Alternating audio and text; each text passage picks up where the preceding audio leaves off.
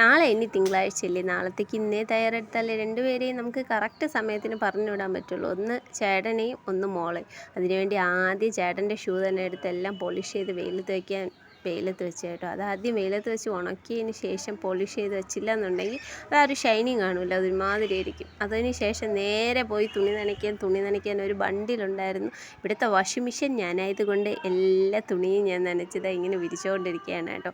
അത് കഴിഞ്ഞത് ഉടനെ തന്നെ മക്കൾക്ക് വയറ് വിശക്കണമെന്ന് പറഞ്ഞു. പിന്നെ ചോറ് കഴിക്കാൻ വേണ്ടി അങ്ങ് പോയി. ചോറ് കൊടുത്തിട്ട് പിന്നെ ഉടനെ തന്നെ നമ്മൾ കഴിക്കാനിരുന്നത് കേട്ടോ. ഞാനും ചേട്ടന് നെയ്ച്ചോറും മുട്ട റോസ്റ്റും സലാഡും പപ്പടവും ഒക്കെ ആയിരുന്നു. ചിക്കനും ഫ്രൈയും കൂടെ ഉണ്ടായിരുന്നു കേട്ടോ. പക്ഷേ ചിക്കൻ ഫ്രൈ ചേട്ടൻ കഴിക്കത്തില്ല.